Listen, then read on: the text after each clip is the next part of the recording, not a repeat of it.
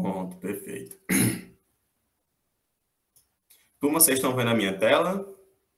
Um PowerPointzinho.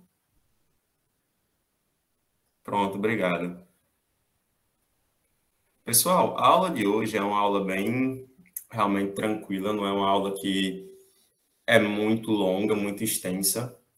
Ela é uma aula bem importante, porque nós vamos conversar sobre condições e doenças periimplantares. E por ser uma aula muito importante, é interessante que vocês interajam. Eu sei que o ensino remoto não é tão convidativo para interação, compreendo demais. Porém, se vocês interagirem, com certeza o fluxo da aula vai ser o melhor possível, tá certo? Turma, hoje eu vou ficar se eu ficar saindo é para adicionar as pessoas que estão entrando agora, tá bom? Turma, já que nós vamos falar hoje sobre condições e doenças periimplantares, nós vamos principalmente debater sobre como diagnosticar e qual a conduta terapêutica, certo? A nova classificação das doenças periodontais também trouxe com ela as condições e doenças periimplantares. Então, além da gente ter naquele documento as novas classificações de doença periodontal, nós também vamos ter as condições, tanto patológicas quanto saudáveis, dos tecidos que circundam o implante, tá bom? Então, hoje nós vamos falar sobre 4 grupos: a saúde periimplantar, a mucosite periimplantar, a periimplantite e as deficiências dos tecidos periimplantares, moles e duros. Professor, eu posso utilizar as doenças periodontais como referência? Você pode utilizar como referência, só para ajudar vocês a terem um conhecimento aqui, acolherem um conhecimento sobre as doenças periimplantares, mas vocês sabem que são coisas diferentes. Tranquilo? Vocês podem usar só esse pontinho para ajudar a manter na cabeça. Turma, as doenças periimplantares são a mucosite periimplantar e a periimplantite, assim como as doenças periodontais, são associadas ao biofilme, mas elas vão apresentar uma progressão muito mais rápida do que o seu contraponto dos tecidos periodontais. Como assim? A progressão de perda óssea da periimplantite aparentemente é muito maior do que da periodontite. Isso porque acredita-se que, como nós temos esse complexo todo de tecidos periodontais, os de inserção, eles apresentam a maior resistência à perda, à agressão tecidual das bactérias periodontopatogênicas, quando comparada a essa relação que nós temos do tecido do ósseo com a superfície do implante. Tá bom? Isso é muito importante que vocês saibam, porque ao saber que o tecido periimplantar é mais frágil frente à perda óssea, nós devemos dobrar o nível de atenção. Não que não tenhamos cuidado com as doenças periodontais, devemos ter também, isso é óbvio, tá bom? Turma, quando nós fazemos o exame clínico para determinar se teve perda óssea ou não no paciente com doença periodontal, é um pouco mais fácil. Porém, quando nós temos um paciente com a periimplantite ou com alguma doença periimplantar, é necessário que nós tenhamos radiografias medidas anteriores para serem utilizadas como referência.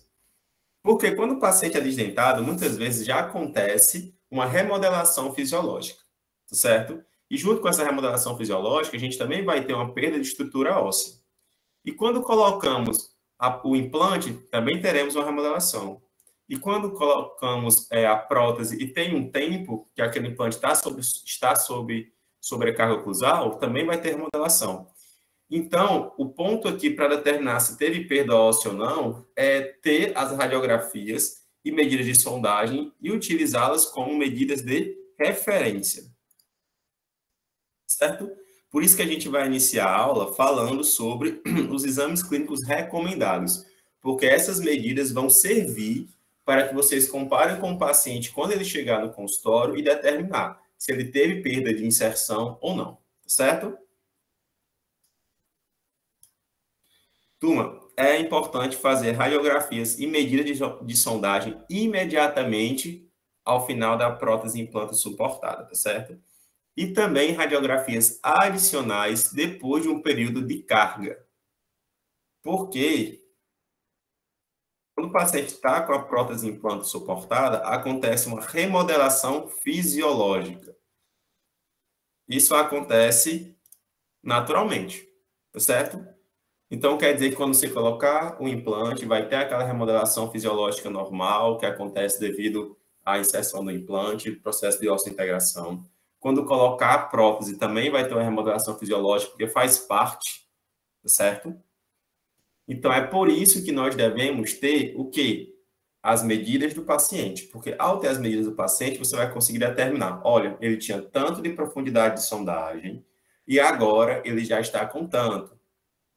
Então, houve sim uma perda de inserção. Mas, quando o paciente já tem aquela profundidade de sulco maior e você já tem a radiografia anterior para poder comparar, você consegue determinar que não teve a perda óssea ali. Certo? Turma, qual é o intervalo de profundidade de sondagem? Dito como saudável.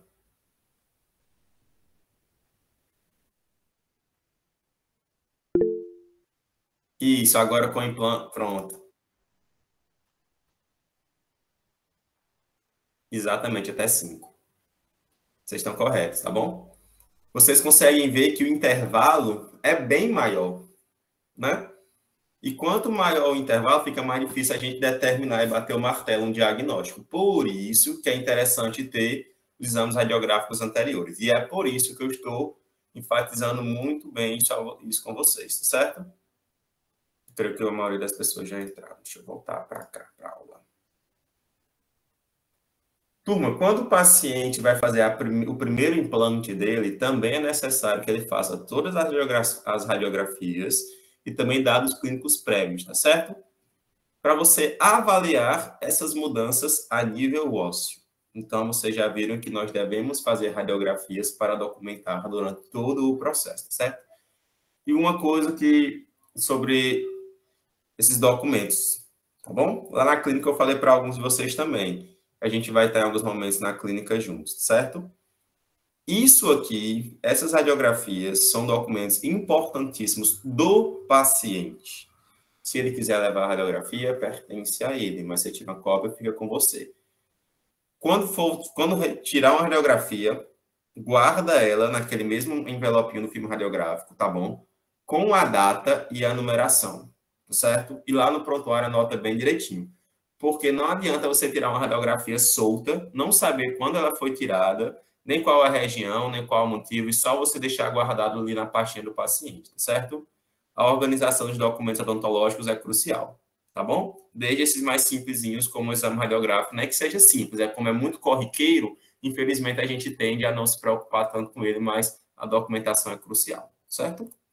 Turma, o primeiro cenário que nós vamos conversar é o cenário que nós queremos sempre trabalhar, que é a saúde periimplantar.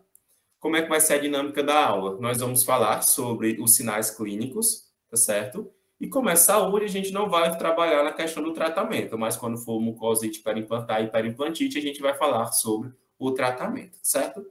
Essa aula é uma aula bem mais rápida. Uma hora e meia. Na saúde periimplantar, nós não vamos encontrar os sinais clínicos da inflamação. Então, quer dizer que a mucosa periimplantar não vai apresentar-se edemaciada, avermelhada, como um exudato, com sangramento espontâneo, com secreção purulenta, certo? Todos aqueles sinais que nós encontramos em tecidos inflamados, em tecidos sob o processo de inflamação, não estarão presentes. Já adiantei a ausência de sangramento, de supuração após delicada sondagem, sem aumento da profundidade de sondagem em relação aos exames prévios, vem daí a importância de vocês terem, além das radiografias, as medidas de sondagem, tá bom? E outra coisa, não vai ter perda óssea, além daquela perda óssea que já é presente na fase de remodelação fisiológica. Isso aqui é muito importante vocês saberem, para não fazer diagnóstico errado, tá bom? Acontece uma remodelação fisiológica, então sempre compara com os exames anteriores, certo?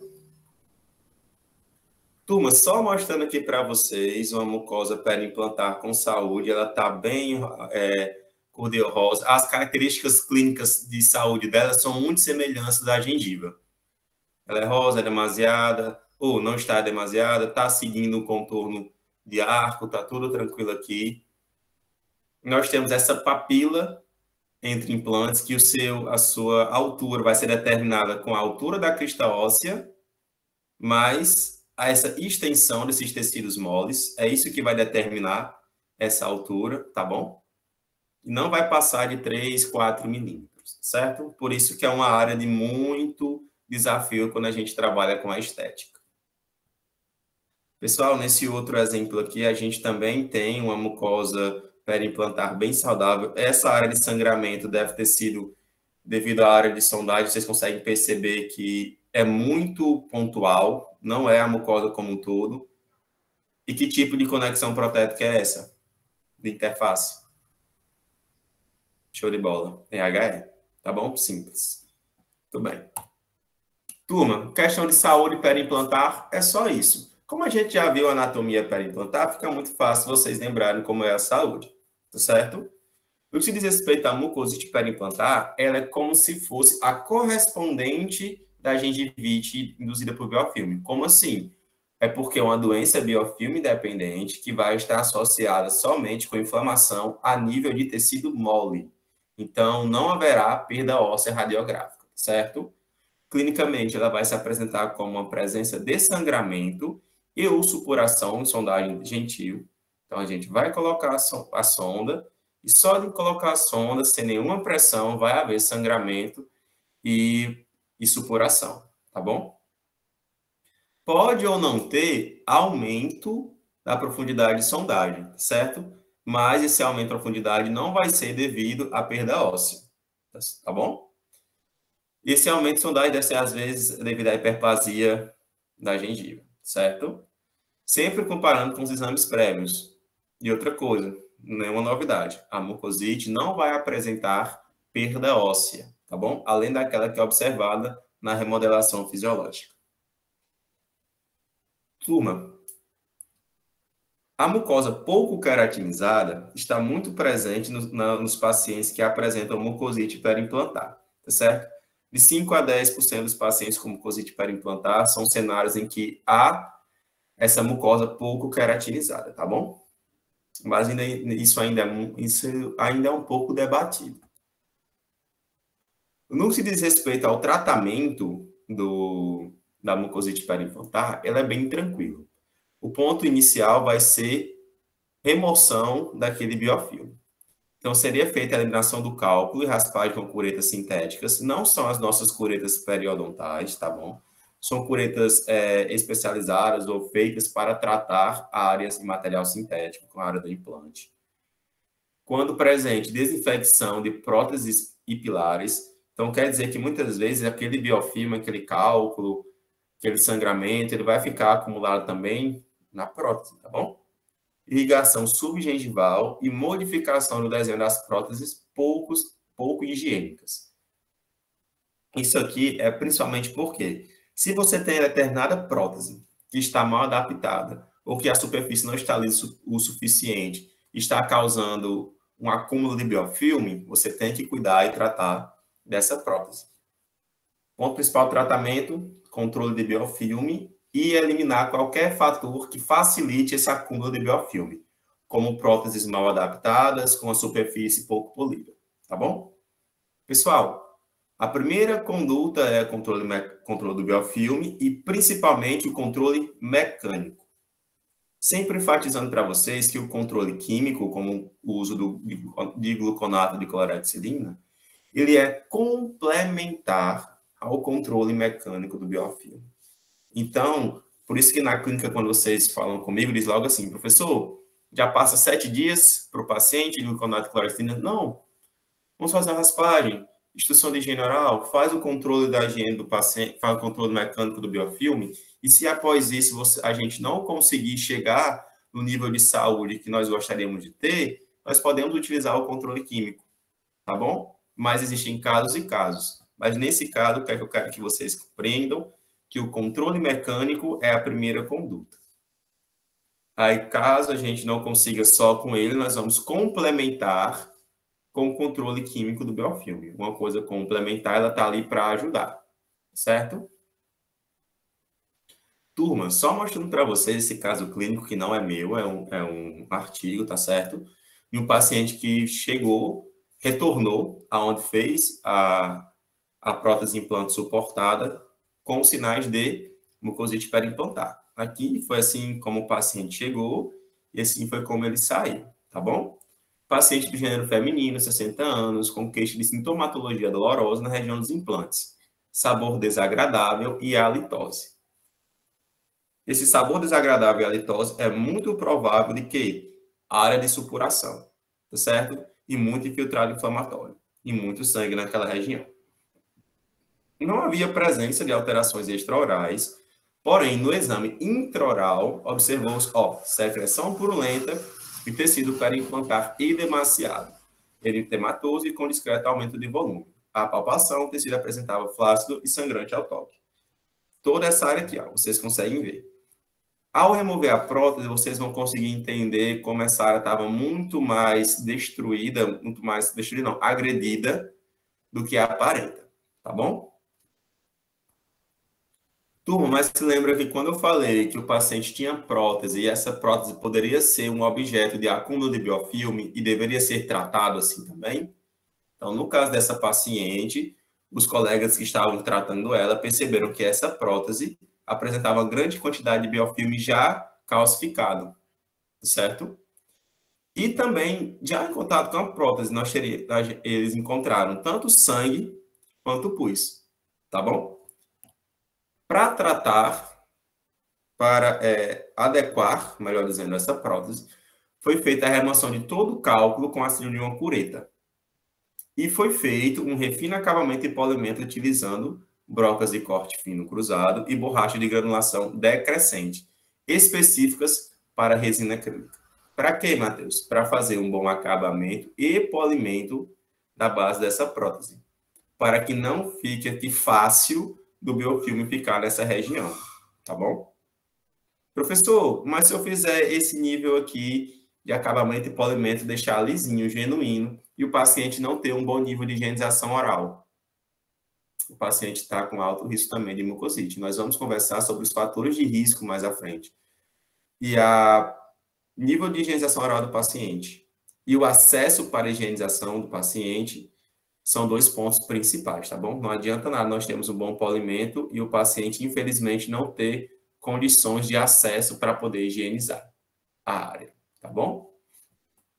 Turma, o paciente chegou assim, no consultório dos colegas. Uma área de hemorragia no cordão fibroso periimplantar, perda de queratinização em decorrência do intenso infiltrado inflamatório e a manutenção da interface implante-osso não tinha perda de inserção significativa. Então, isso quer dizer que ele estava com mucosite periimplantar e não com periimplantite. Matheus, se eu só colocasse a minha sonda e visse que estava indo estava 3 milímetros a menos de estrutura óssea do que quando eu fiz a radiografia anterior. Aí você poderia, sim, enquadrar como periimplantite. Professor, se esse paciente não fosse logo no consultório tratar essa situação e passasse o tempo, isso poderia se tornar uma periimplantite? Poderia, sim. Tá bom? A periimplantite e a mucosite periimplantar apresentam essa relação de progressão uma para outra, tá certo? Mas como foi tratada essa paciente? Bloqueio anestésico bilateral do mentoniano para ter acesso a essa área, limpeza e desinfecção do aparato de suporte protético. Isso aqui estava muito sensível e com muito acúmulo de biofilme. Oi? Matheus? Oi. Me tira uma dúvida. Então, no caso, começa com a mucosite para depois ir para a periimplantite? Isso, exatamente. Lembra muito a gengivite e a periodontite. Existe essa relação de progressão, tá certo? Porque a inflamação pode acontecer inicialmente, mesmo que em pequenas proporções, primeiro em tecidos moles, e depois essa agressão tecidual ela vai continuar, de maneira que a nossa resposta vai ser a reabsorção no tecido ósseo e uma consequente perda de inserção. Certo? Show, obrigada. Respondi? Pronto. Oi.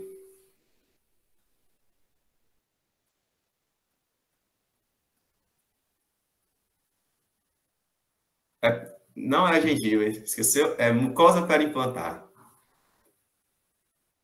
A gente não chama não pode chamar, não é gengiva. A gengiva não faz parte da anatomia perimplante, porque ela só está, é um tecido periodontal, ela só está ao redor de elementos dentários. A gente tem que chamar de mucosite perimplantar.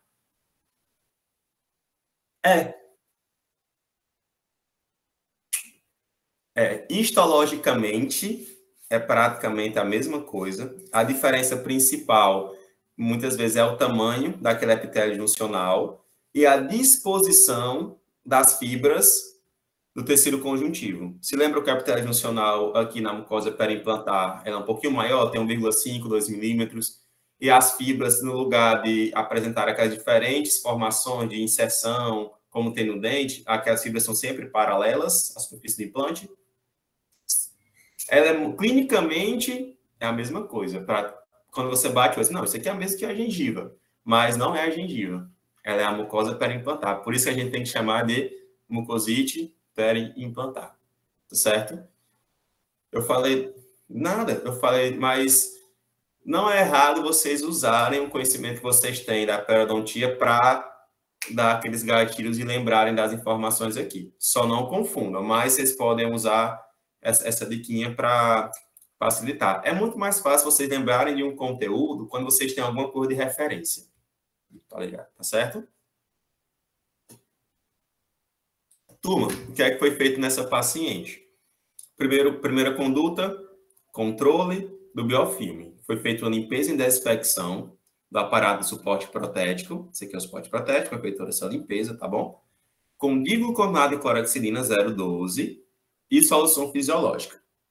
Nesse caso aqui, foi de 1 para 1, digamos assim, 50 ml de um e 50 ml de outro. Para que nós conseguíssemos, além do controle do mecânico, né, com o gluconato de cloroxidina, ter um controle químico também nessa região do biofilme, certo? Foram utilizadas, como eu sempre vou enfatizar para vocês, curetas específicas de material sintético, e nesse caso foi passado pelo paciente cloroxidina em gel 1%, tá bom? É diferente isso aqui, já é outra apresentação comercial. Ela é em gel e foi aplicada nessa região, tá bom? E orientação de higiene bucal. Ah, Matheus, de medicamentos. Nesse caso aqui foi passado para paciente só mesmo uma dipirona, certo? Apenas um analgésico. Não foi utilizado aqui antibiótico terapia, certo? Na periimplantite a gente pode utilizar. Turma, alguma dúvida sobre mucosite periimplantar? Não, né? Tudo tranquilo. Perfeito. Agora falando sobre a periimplantite. Turma, a periimplantite apresenta todos os sinais clínicos da mucosite periimplantar, mas presença de perda óssea. Então, vai ter sangramento ou supuração delicada após delicada sondagem. Vai ter o aumento da profundidade de sondagem em relação aos exames prévios. Vai ter presença de perda óssea, além das observadas, após a fase da remodelação óssea. Tá bom? Então, tudo que a gente já viu, só com também a questão da remodelação óssea, ou da perda óssea, certo? Vocês viram que eu sempre falei, vocês vão utilizar prioritariamente aqueles exames radiográficos anteriores como referência, certo?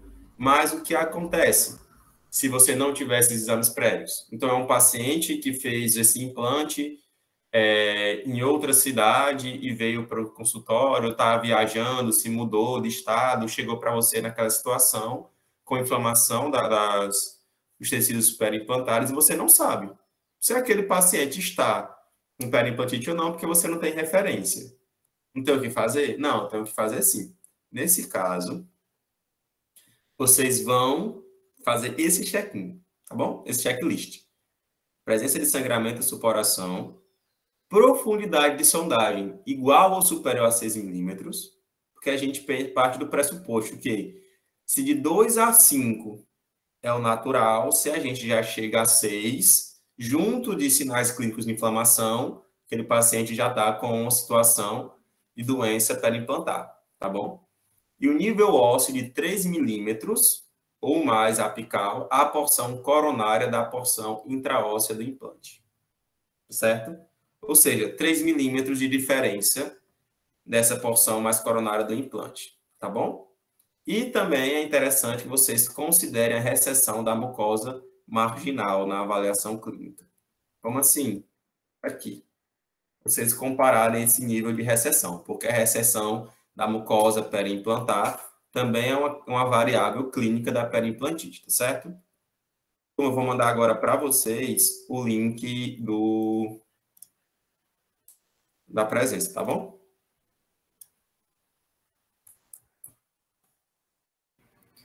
Matheus, Oi. explica de novo a questão dos 3 milímetros. Explico sim. Olha, está dando certo esse link, pessoal. Deixa eu só mostrar aqui.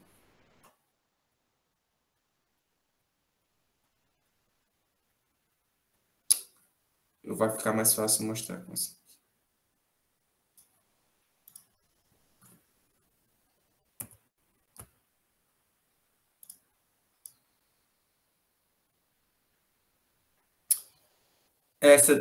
Essa diferença aqui,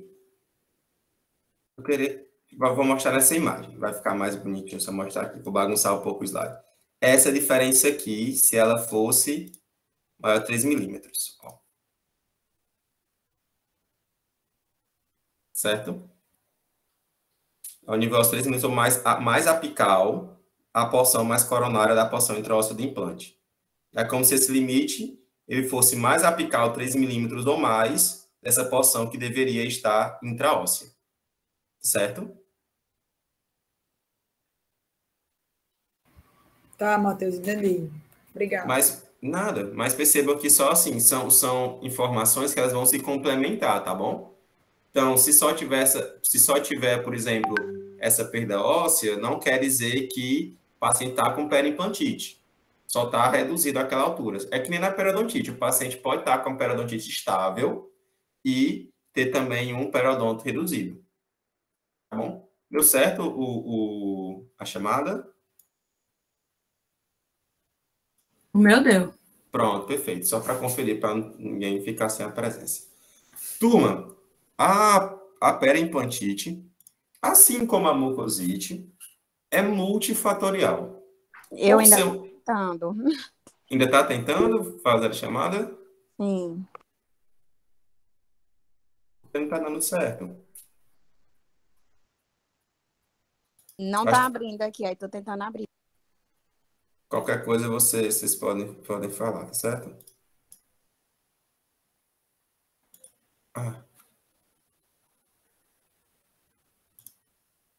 É porque apareceu o e-mail, não reconheci o nome quando veio. É que a turma de você é 2019, né? Turma, existem alguns fatores que causam, fatores de risco, tanto para mucosite periimplantar quanto para periimplantite. Mas eu vou enfatizar aqui os fatores de risco para a periimplantite, tá certo? História de caso de doença periodontal. Se o paciente tem histórico de doença periodontal, as possibilidades dele apresentar a periimplantite são muito maiores, tá bom?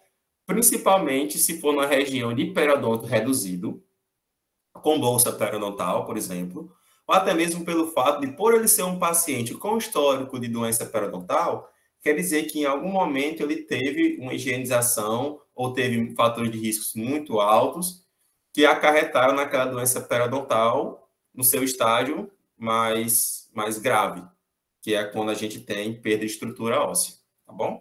A rugosidade da superfície, isso aqui é bem interessante, bem fácil de raciocinar. Uma superfície rugosa, como por exemplo a base daquela prótese, ela vai acumular biofilme com maior facilidade. E por acumular biofilme com maior facilidade, vai ficar um pouco mais difícil de higienizar. Então, essa é uma área que fica difícil remover biofilme, mas o biofilme fica ali com muita facilidade, certo? A mucosite periimplantar, então, quer dizer que um paciente que já teve o histórico de mucosite, ou até mesmo um paciente que já está com mucosite, ele tem altas possibilidades de desenvolver uma periimplantite, certo?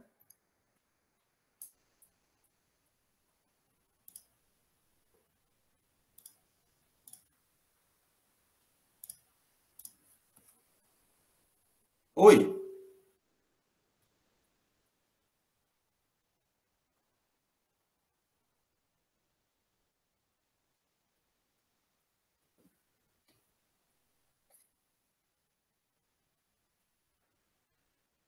E vai ter os instrumentais associados para você fazer a limpeza, mas aí você já adiantou um ponto que é bem legal, ó. Preservação do paciente, acompanhamento.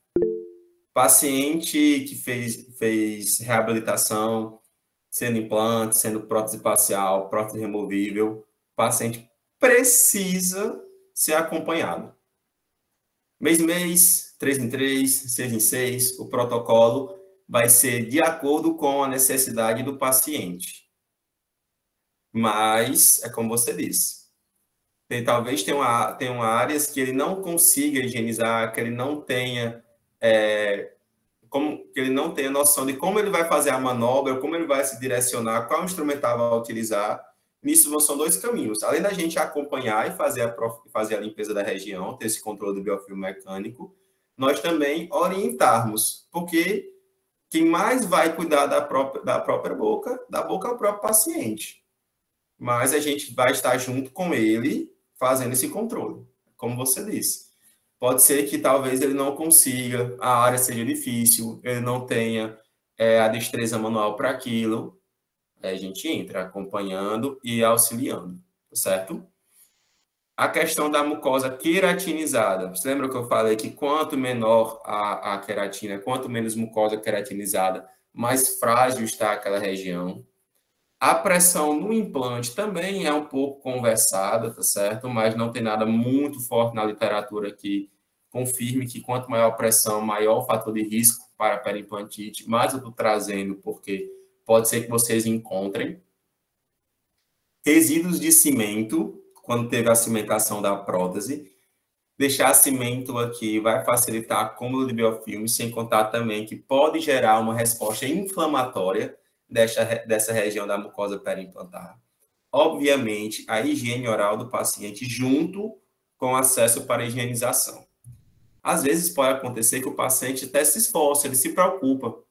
Ele faz a higienização naquela região sempre que pode. Porém, ele não utiliza os instrumentais adequados para conseguir aquela higienização. Digamos que clinicamente seja uma área de ameias muito grandes, como essa situação aqui. Ou então o paciente tenha como se fosse uma ponte, o pessoal chama, né? Um espaço desdentado, mas no lugar de colocar 3 implantes, colocou só 2. Então fica implante aqui e esse espaço aqui vago, certo? Todo mundo entendeu porque chamar de ponte, né? São 2 pilares, aqui esse espaço. E o paciente escova com a escovinha normal dele. E essa região é difícil de alcançar, é difícil de acessar. Então, ele tem que utilizar aqueles outros instrumentais para controle de biofilme. Como, por exemplo, aquelas escovinhas em formato de cone, que a gente utiliza muito para higienização em paciente com aparelho ortodôntico fixo. Certo? Também o hábito de fumar. A gente vai conversar bem direitinho sobre isso mais. O que acontece? O vício em nicotina, então, o tabagismo não é mais só um vício, ele é uma doença, o vício em nicotina. Além de alterar a resposta inflamatória devido à vasoconstricção que ela causa na mucosa periimplantar, é um fator de risco que vai vai facilitar o acúmulo de placa e aumentar a progressão da inflamação, tá certo? E da formação dessa placa. Ah, Matheus, quer dizer que é igual a doença periodontal? Tecnicamente, sim. O vício em nicotina também tem esse fator muito importante, infelizmente, muito impactante no desenvolvimento da periimplantite. Turma, tendo Matheus, Oi. nicotina é a vasoconstricção para estímulo, né? Isso. Tá. Você lembra que causa, até por isso que paciente que é tabagista, o sangramento é muito demorado, é muito Sim. pouco, porque a nicotina vai causar vasoconstrição nos vasinhos que estão ali na região, quando tem dente, da gengiva, quando não tem lá do periimplante, certo? Da mucosa periimplante.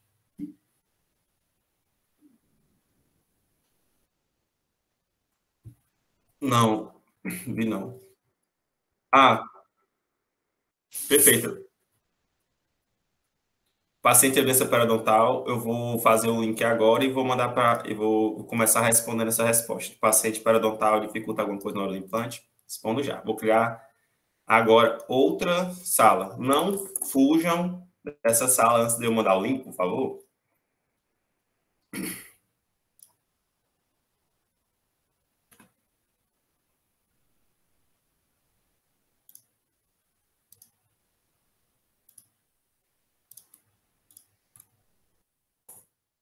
Pronto, entre lá nessa sala.